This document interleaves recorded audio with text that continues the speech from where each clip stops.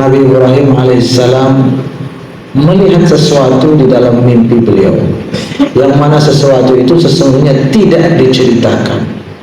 Yang diceritakan oleh Nabi Ibrahim hanyalah penafsiran dan pandangan beliau terhadap apa yang beliau lihat dalam mimpi beliau, di mana pandangan dan tafsiran beliau terhadap mimpi beliau sendiri adalah menyembelih putra beliau yaitu Ismail alaihissalam. Itu sebabnya beliau mengatakan, ini ara fil manam, saya berpandangan terhadap mimpi saya itu yang tidak aku ceritakan isi mimpinya, yang aku ceritakan adalah pandanganku terhadapnya. Anni adbahuk, adalah bahwasanya aku harus menyembelihmu. Lalu Nabi Ibrahim berkata, fanzur madza tara, maka apa pandanganmu wahai Ismail? Inni ara, lalu kemudian fanzur madza tara, aku berpandangan wahai anakku, maka bagaimana pandanganmu wahai anakku?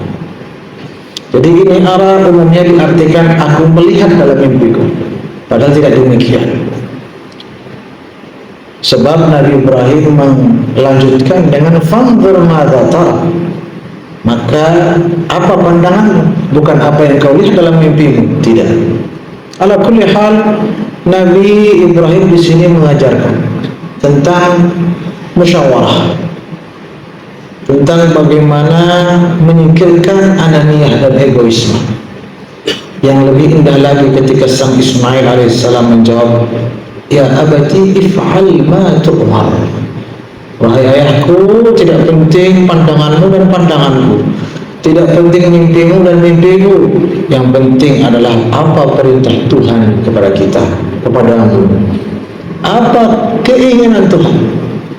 Di sini Nabi Ismail mengajarkan kita juga bagaimana menyisihkan pandangan dan ego kita masing-masing, tetapi yang kita kedepankan selalu adalah keinginan ataupun tuntunan, permintaan atau perintah dari Allah Subhanahu wa taala untuk mari kita lakukan bersama.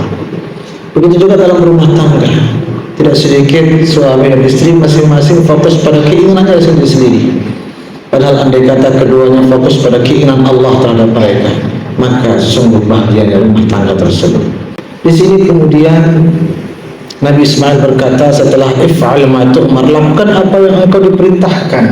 Jangan lakukan semata-mata keinginanmu atau keinginanku, pandanganmu atau pandanganku, tapi apa perintah dan tuntunan Allah Subhanahu wa taala.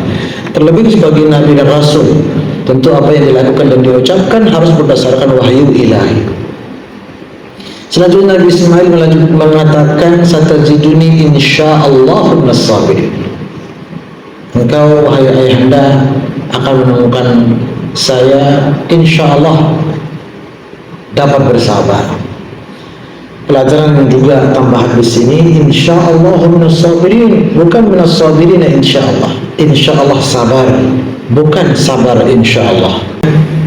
Adab dalam mengucap insyaallah ketika kita berbincang-bincang, berbicara dengan orang-orang saudara-saudara kita, jangan mendahulukan kehendak kita sebelum kehendak Allah. Misalnya jangan atau tidak baik, tidak beradab ketika kita mengatakan besok saya akan ke Mataram atau ke Jakarta insyaallah, maka itu mengakhirkan kehendak Allah, mengakhirkan nama Allah Subhanahu wa taala. Tapi yang lebih tepat, lebih beradab, kita mendahulukan kata insyaallah. Insyaallah saya akan lakukan, insyaallah saya akan pergi ke suatu tempat, insyaallah saya akan ucapkan, insyaallah saya berencana demikian. Bukan menyebutkan rencananya yang panjang lalu diakhiri dengan insyaallah. Karena itu mendahulukan kehendak dari sendiri sebelum kehendak Allah Subhanahu wa taala. Itu juga pelajaran adab yang diwariskan oleh atau yang ditinggalkan oleh Nabi Ismail alaihissalam. Ala kulli hal, terjadilah peristiwa yang semua kita ketahui, di mana Nabi Ibrahim melaksanakan perintah Allah. Terjadilah yang terjadi, di mana Allah menggantinya dengan seekor domba, dan selamatlah Nabi Ismail alaihissalam.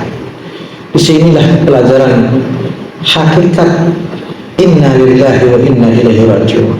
Sesungguhnya yang diajarkan oleh Nabi Ibrahim alaihissalam maupun Nabi Ismail alaihissalam adalah hakikat daripada kalimat inna lillahi wa inna ilaihi raji'un, bahwa semua kita adalah milik Allah. Semua kita dan apa yang selama ini kita akui, kita rasakan milik kita, rumah kita, kendaraan kita, pasangan kita, keluarga kita, semua itu adalah milik Allah Subhanahu wa ta'ala. Maka wa inna ilaihi raji'un, semua kita akan kembali kepadanya. Karena semua adalah milik Allah, maka terserah Allah kapan saja Allah mau mengambilnya. Kita harus bersiap-siap. Kadang kita semua adalah Ibrahim, dan apa yang kita cintai, harta, keluarga, harta benda, uang, pekerjaan, apapun itu adalah Ismailnya kita semua.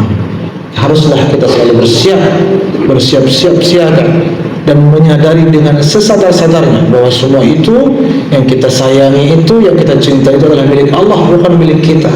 Maka kapanpun Allah mau mengambilnya, kita harus menerima dengan penuh ridha dan lapang dada.